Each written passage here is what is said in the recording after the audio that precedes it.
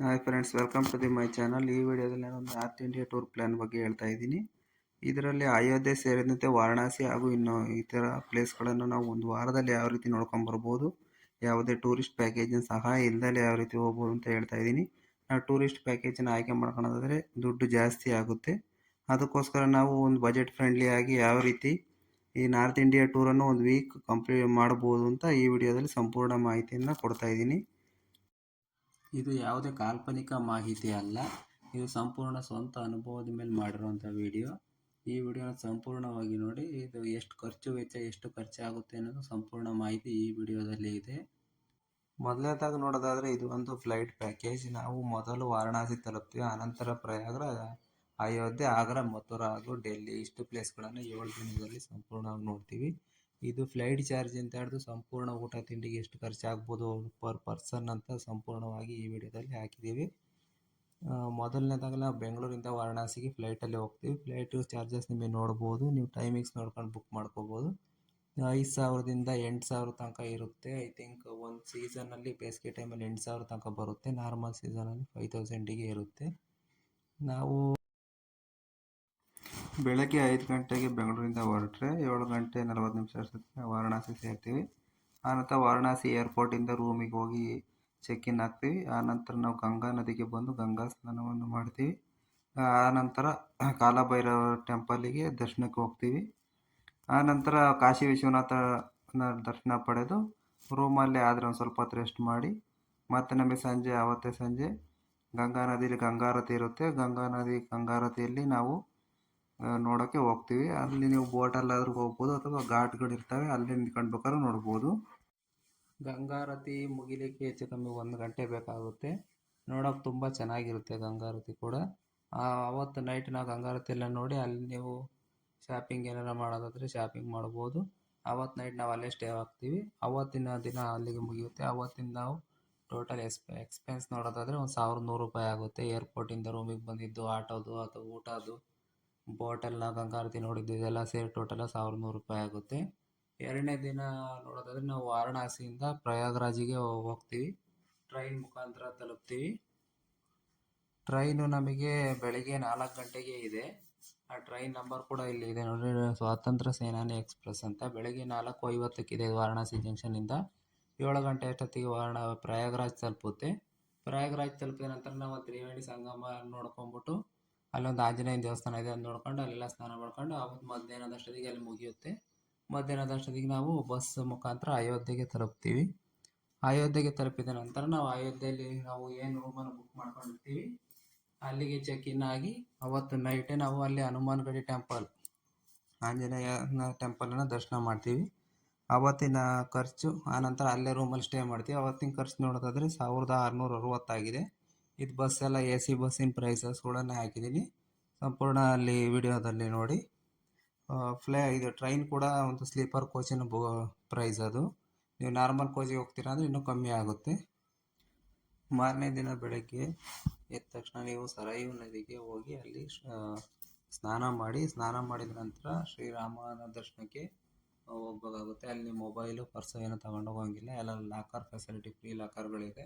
ಅಲ್ಲೆಲ್ಲ ಇಟ್ಟು ನೀವು ದರ್ಶನಕ್ಕೆ ಹೊರಟ್ರೆ, ನೀವು ಬೇಸಿಗೆ ಸಮ್ಮರಲ್ಲಿ ಸೀಸನಲ್ಲಿ ಹೋಗ್ತಾ ಇದ್ದೀರಾ ಅಂದರೆ ಒಂದು ಸ್ವಲ್ಪ ದರ್ಶನ ಆಗೋದು ಲೇಟ್ ಆಗುತ್ತೆ.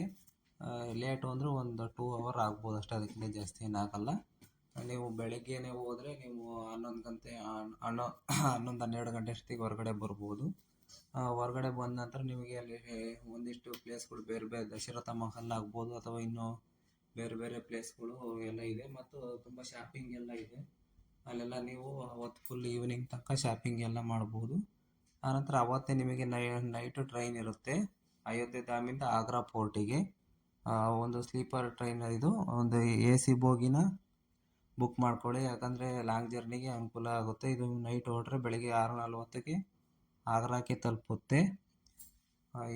ಇದರ ಲೆಕ್ಕಾಚಾರದಲ್ಲಿ 3ನೇ ದಿನ ನಮಗೆ ಮುಗೀತು.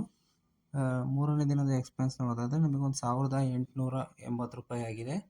ಟ್ರೈನಿಂದ ಒಂದು 900 ರೂಪಾಯಿ ಆಗುತ್ತೆ. ನೀವು ನಾರ್ಮಲ್ AC ಅಲ್ದಲೇ ಬರೀ ನಾರ್ಮಲ್ ಮಾಡ್ಕೊಂಡ್ರೆ ಒಂದು 500 ರೂಪಾಯಿ ಆಗುತ್ತೆ.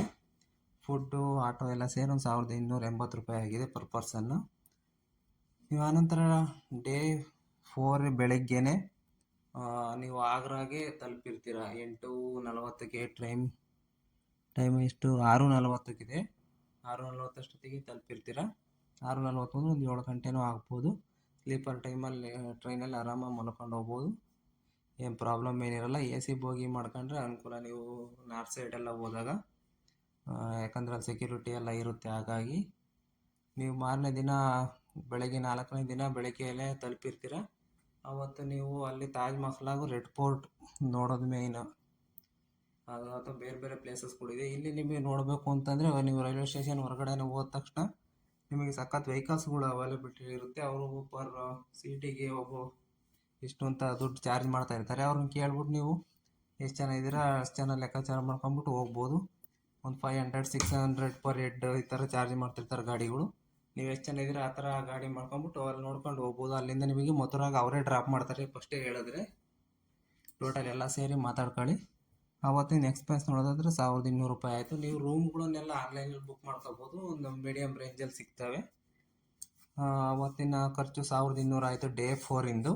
ನೀವು ಅವತ್ತು ಆಗ್ರಾದಲ್ಲಿ ತಾಜ್ ಮಹಲ್ ಹಾಗೂ ಇದನ್ನು ನೋಡ್ಕೊಂಡು ನೀವು ಮಥುರಾಗೆ ಬರ್ತೀರ ಅವತ್ತೇ ಸಂಜೆ ನೀವು ಮಥುರಾದಲ್ಲಿ ಬರ್ಬೇಕಾದ್ರೆ ರೋಡಲ್ಲಿ ನಿಮಗೆ ಗೋಕುಲನೂ ಸಿಗುತ್ತೆ. ಅದೇ ರನ್ನಿಂಗ್ ರೋಡಲ್ಲೇ ನೀವು ಯಾವ ಗಾಡಿನ ಬುಕ್ ಮಾಡ್ಕೊಂಡಿರ್ತಾರೆ ಅವ್ರಿಗೆ ಹೇಳಿದ್ರೆ ಅವನ್ನೆಲ್ಲ ತೋರಿಸ್ತಾರೆ. ಅವರೇ ಮೊದಲೇ ಎಲ್ಲ ಮಾತಾಡ್ಕೊಂಡಿದ್ರೆ. ಡೇ 5 ಅವತ್ತು ಬಂದು ನೀವು ಮಥುರಾದಲ್ಲಿ ಸ್ಟೇ ಮಾಡ್ತೀರಾ. ಮಥುರಾ ಒಂದರಲ್ಲಿ ಮಾತ್ರ ಯಾವುದೇ ಕಾರಣಕ್ಕೂ ಆನ್ಲೈನಲ್ಲಿ ರೂಮ್ಗಳನ್ನು ಬುಕ್ ಮಾಡೋಕ್ಕೆ ಹೋಗ್ಬೇಡ್ರಿ. ಯಾಕಂದರೆ ಮಥುರಾದಲ್ಲಿ ನಿಮಗೆ ತುಂಬ ಕಮ್ಮಿ ರೇಟಿಗೆ ರೂಮ್ಗಳು ಸಿಗ್ತವೆ. ಅಲ್ಲಿ ಧರ್ಮಶಾಲಾಗಳು ಅಂತ ಇರ್ತವೆ. ಅವು ಎ ಸಿ ಹಾಗೂ ನಾನ್ ಎ ಸಿ ಎಲ್ಲ ರೀತಿ ಸಿಗ್ತವೆ. ಹಾಗೂ ದೇವಸ್ಥಾನದ ನಿಯರಲ್ಲೇ ರೂಮ್ಗಳು ಸಿಗ್ತವೆ, ತುಂಬ ಚೆನ್ನಾಗಿರೋವು.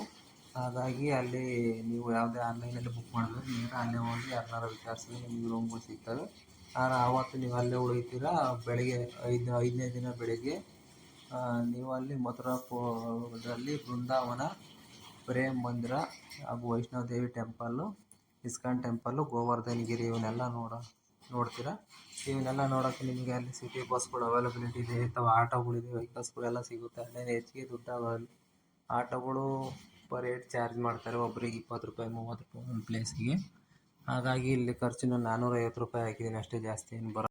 ಅವತ್ತು ನೈಟ್ ನಾವು ಅಲ್ಲೇ ಮಥುರಾದಲ್ಲಿ ಸ್ಟೇ ಮಾಡ್ತೀವಿ. ಮಾರನೇ ದಿನ ನಾವು ಮಥುರಾದಿಂದ ಡೆಲ್ಲಿಗೆ ಟ್ರೈನ್ ಮುಖಾಂತರ ಹೋಗ್ತೀವಿ.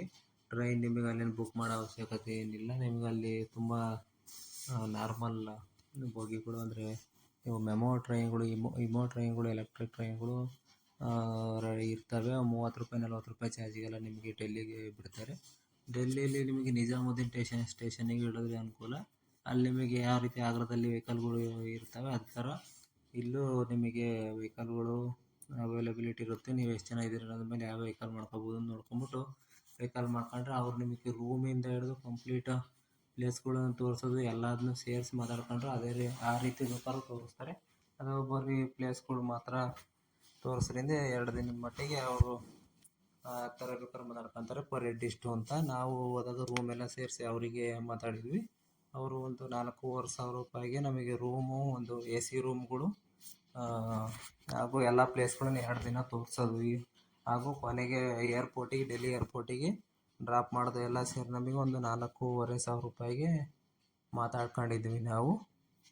ನಿಮಗೆ ಮೊದಲನೇ ದಿನ ಹೋಗಿದ್ದ ದಿನ ನೀವೆಲ್ಲ ಮಾತಾಡ್ಕೊಂಡ್ಮೇಲೆ ನಿಮಗೆ ಒಂದು Delhi India gate, old parliament, ಈ ಥರ ಪಾರ್ಲಿಮೆಂಟು, ಅಲ್ಲೇ ಇರೋ ಜಂತರ್ ಮಂತರು, ರೆಡ್ ಫೋರ್ಟು, ಲಕ್ಷ್ಮೀನಾರಾಯಣ ಮಂದಿರ ಇವೆಲ್ಲ ತೋರಿಸ್ತಾರೆ ಮೊದಲನೇ ದಿನ. ಆ ನಂತರ ಎಲ್ಲ ತೋರಿಸಿ ರೂಮಿಗೆ ಕರ್ಕೊಂಡೋಗಿ ಅವರೇ ಡ್ರಾಪ್ ಮಾಡ್ತಾರೆ. ರೂಮಿಗೆ ಕರ್ಕೊಂಡೋಗಿ ಡ್ರಾಪ್ ಮಾಡಿದ ನಂತರ ಅವತ್ತು ನಾವು ಅಲ್ಲೇ ಸ್ಟೇ ಆಗೋದು. ಮಾರನೇ ದಿನ ಮತ್ತೆ ಬೆಳಗ್ಗೆ ಬಂದು ಒಬ್ಬೊಬ್ಬರು ಮಾತಾಡ್ಕೊಂಡ್ರೆ ಕಾಂಪ್ಲಿಮೆಂಟರಿಯಾಗಿ ಬೆಳಿಗ್ಗೆ ತಿಂಡಿ ಈ ಥರ ಎಲ್ಲ ಕೊಡ್ತಾರೆ.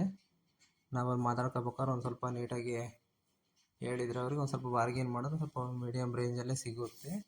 ಆ ನಂತರ ಅಲ್ಲಿ ಉಳ್ಕೊಂಡು ಬೆಳಗ್ಗೆ 7ನೇ ದಿನ ಪಿಕಪ್ ಮಾಡ್ತಾರೆ. ಕೊನೆಯ ದಿನ ನಮಗೆ ಒಂದಿಷ್ಟು ಪ್ಲೇಸ್ಗಳು ಕುತುಬ್ ಮಿನಾರ್ ಆಗಿರ್ಬೋದು, ಲೋಟಸ್ ಟೆಂಪಲ್ಲು, ಈ ಥರ ಅಕ್ಷರಧಾಮ ಇವನ್ನೆಲ್ಲ ತೋರಿಸ್ತಾರೆ. ಆನಂತರ ಎಲ್ಲ ಅಲ್ಲಿ ಶಾಪಿಂಗಿಗೆ ಸರೋಜಿನಿ ಮಾರ್ಕೆಟಿಗೆ ಕರ್ಕೊಂಡು ಹೋಗ್ತಾರೆ. ಅವನ್ನೆಲ್ಲ ನೋಡಿ ನಂತರ ಡೆಲ್ಲಿ ನಮ್ಮ ಕಂಪ್ಲೀಟ್ ಟ್ರಿಪ್ ಇಲ್ಲಿಗೆ ಮುಗಿಯುತ್ತೆ. ನಾವು ಈಗ ಇದು ನೋಡಿದ ನಂತರ ಇಲ್ಲಿಂದ ಡೆಲ್ಲಿ ಏರ್ಪೋರ್ಟಿಗೆ ಅವ್ರು ನಮ್ಮನ್ನು ವೆಹಿಕಲ್ನವರು ಡ್ರಾಪ್ ಮಾಡ್ತಾರೆ. ಅಲ್ಲಿಂದ ನಾವು ಬೆಂಗಳೂರಿಗೆ ರೀಚ್ ಆಗೋದು. ಟೋಟಲ್ ಎಕ್ಸ್ಪೆನ್ಸ್ ಎಷ್ಟಾಯಿತು, ನಾವು 6 ಮತ್ತು 7ನೇ ದಿನದ ಟೋಟಲ್ ಪ್ಯಾಕೇಜ್ ಥರ ನಾವು ಹೋಗಿದ್ದರಿಂದ ಅದೇ ರೀತಿ ಇಲ್ಲಿ ಹಾಕಿದ್ದೀನಿ, ನೀವು ಕೂಡ ನೋಡ್ಬೋದು. ಟೋಟಲ್ ನಮಗೆ ಒಂದು 4,500 ಅವ್ರು ಚಾರ್ಜ್ ಮಾಡಿದರು. ಡೆಲ್ಲಿಲಿ ಒಂದು ಸ್ವಲ್ಪ ಊಟಕ್ಕೆ ಒಂದು ಸ್ವಲ್ಪ ಜಾಸ್ತಿ ಖರ್ಚಾಗುತ್ತೆ. ಹಂಗಾಗಿ ಫುಡ್ಡಿಗೆ ನೋಡ್ರಿ ಒಂದು 500 ರುಪೀಸ್ ಹಾಕಿದ್ದೀನಿ 2 ದಿನಕ್ಕೆ. ಟೋಟಲ್ ಒಂದು 5,500ನೇ ಹಾಕಿದ್ದೀನಿ. ಒಂದು 500 ರೂಪಾಯಿ ಹೆಚ್ಚಿಗೆ ಇರಲಿ ಅಂತ ಒಂದು 5,500 ರೂಪಾಯಿ ನಿಮಗೆ ಒಬ್ಬರಿಗೆ ಖರ್ಚಾಗುತ್ತೆ. 2 ದಿನ ನೀವು ಡೆಲ್ಲಿ ಸಂಪೂರ್ಣ ನೋಡಬೇಕು ಅಂದರೆ. ಅದು ಮುಗಿದ ಅಲ್ಲಿಗೆ ನಮ್ಮ ಟೂರ್ ಕಂಪ್ಲೀಟ್ ಆಗಿ ಮುಗೀತು. ನೀವು ಬುಕ್ ಮಾಡ್ಕೊಂಡ್ರೆ ವೆಹಿಕಲ್ನವರು ನಿಮಗೆ ಏರ್ಪೋರ್ಟಿನ ತನಕ ಬಂದು ಬಿಡ್ತಾರೆ. ಆವಾಗ ನೀವು ಏರ್ಪೋರ್ಟಿಂದ ಡೆಲ್ಲಿಯಿಂದ ಬೆಂಗಳೂರಿಗೆ ಬರೋದಕ್ಕೆ ಫ್ಲೈಟ್ಗಳು ನಿಮಗೆ ಸಂಜೆನೇ ಇದೆ ಅಥವಾ ಬೆಳಿಗ್ಗೆನೇ ಇದೆ. ನೀವು ಅವತ್ತು ಸ್ಟೇ ಮಾಡೋದಾದ್ರೆ ಅಲ್ಲೇ ಸ್ಟೇ ಮಾಡ್ಬೋದು. ಒಂದಿನ ಎಕ್ಸ್ಟ್ರಾ ಆಗುತ್ತೆ ನಿಮಗೆ ಸ್ಟೇಯಿಂಗ್ ಖರ್ಚು ಅಷ್ಟೇ. ಅವತ್ತು ನೈಟೇ ನೀವು ಬರ್ತೀರಾ ಅಂದರೆ ಒಂದಿನ ಅಷ್ಟೇ ಉಳ್ಕೊಳ್ಳೋ ದುಡ್ಡು ಕಮ್ಮಿ ಆಗುತ್ತೆ. ನಿಮಗೆ ಡೆಲ್ಲಿಯಿಂದ ಬೆಂಗಳೂರಿಗೆ ಒಂದು 6,500 ರೂಪಾಯಿ ಆವ್ರೇಜಲ್ಲಿ ಸಿಗುತ್ತೆ ಟಿಕೆಟ್. ಯಾವಾಗಲೂ ನಾರ್ಮಲಾಗಿ ಡೆಲ್ಲಿಗೆ ಹೆಚ್ಚು ಕಮ್ಮಿ ಏನಾಗಲ್ಲ. ಒಂದು 6,500 7,000 ಒಂದು ಸರಿ 5,000 ತನಕನೂ ಬರುತ್ತೆ ಅನ್ ಸೀಸನ್ಗಳಲ್ಲಿ. ನೀವು ಡೆಲ್ಲಿಯಿಂದ ಬೆಂಗಳೂರಿಗೆ ತಲುಪ್ತೀರಾ. ನೀವು ಇದು ನೋಡಿ ಸಾಯಂಕಾಲ 16 ಗಂಟೆ ಅಂದರೆ ಒಂದು 4 ಗಂಟೆ ಫ್ಲೈಟಿಗೆ ಬಂದರೆ ನೈಟ್ ಬರ್ತೀರಾ ಬೆಂಗಳೂರಿಗೆ. ಅಲ್ಲಿಗೆ ಈ ಪ್ಯಾಕೇಜಿನ ಸಂಪೂರ್ಣ ಮಾಹಿತಿ ಮುಗೀತು. ಈಗ ನಾವು ಸಂಪೂರ್ಣ ಎಷ್ಟು ಖರ್ಚು ವೆಚ್ಚ ಬಂತು, ಟೋಟಲ್ 7 ದಿನಗಳೆಲ್ಲ ಸೇರಿ ಅಂತ ನೋಡೋದಾದರೆ ಮೊದಲನೇ ದಿನ ನಮಗೆ ಟೋಟಲ್ ಎಕ್ಸ್ಪೆನ್ಸ್ ಎಷ್ಟಾಯಿತು ಅಂತ ನೋಡಿದ್ರೆ 1,100 ರೂಪಾಯಿ ಆಯಿತು. 2ನೇ ದಿನ 1,660 ಹಾಗೂ 3ನೇ ದಿನ ಒಂದು 1,280, 4ನೇ ದಿನ ಒಂದು 1,200, 5ನೇ ದಿನ 450 ಆಗಿದೆ. ಅದು ಮಥುರಾದಲ್ಲಿ ಅಲ್ಲಿ ರೂಮ್ ಎಲ್ಲ ಕಮ್ಮಿ ರೇಟ್ ಇರೋದ್ರಿಂದ ಸ್ವಲ್ಪ ಕಮ್ಮಿ ದುಡ್ಡಾಗಿದೆ. ನಿಮಗೆ ಡೆಲ್ಲಿ ನೋಡಿರೋದು 6 ಮತ್ತು 7ನೇ ದಿನಗಳು. ಅಲ್ಲಿ ಸಪ್ರೇಟ್ ಮಾಡಿ ಹಾಕಿಲ್ಲ ನಾನು. ಟೋಟಲ್ ನಾವು ಪ್ಯಾಕೇಜ್ ಆಗಿ 4,500 ಕೊಟ್ಟಿದ್ದು 2 ದಿನ ತೋರಿಸೋದಕ್ಕೆಲ್ಲ ಸೇರಿ. ಊಟದೆಲ್ಲ ಸೇರಿ ಒಂದು 5,500 ಅಂತ ಆವ್ರೇಜ್ ಮೇಲೆ ಹಾಕಿದ್ದೀವಿ. ನಿಮಗೆ 2 ಸೈಡಿಂದ ಫ್ಲೈಟಾಗಿ ಓಡಾಡೋದಕ್ಕೆ ಈ ಕಡೆಯಿಂದ 2 ಸೈಡು ಅಂತ ಲೆಕ್ಕ ಹಾಕಿದ್ರು ಒಂದು 12,000 ಆಗುತ್ತೆ. ಅದು ನೀವು ಸೀಸನ್ ಟೈಮಲ್ಲಿ ಬೇಸಿಗೆ ಟೈಮಲ್ಲಿ ಹೋದರೆ, ಇದು ನಾರ್ಮಲ್ ಟೈಮಲ್ಲಿ ಹೋದರೆ ಇನ್ನೂ ಕಮ್ಮಿ ಆಗುತ್ತೆ. ಎಕ್ಸ್ಟ್ರಾ ಚಾರ್ಜಸ್ ಒಂದು 2,000 ಅಂತ ಹಾಕಿದ್ರು ಒಂದು 26,000 ಪರ್ ಹೆಡ್ ಬರುತ್ತೆ. ರೂಮ್ಗಳ ಚಾರ್ಜಸ್ ಎಲ್ಲ ಹಾಕಿರೋದು ಎಲ್ಲದು AC ರೂಮ್ ಚಾರ್ಜಸ್ಗಳನ್ನೇ ಹಾಕಿದ್ದೀನಿ.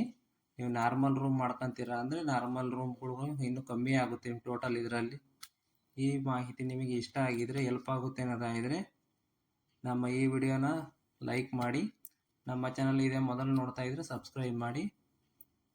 Thank you for watching my YouTube channel.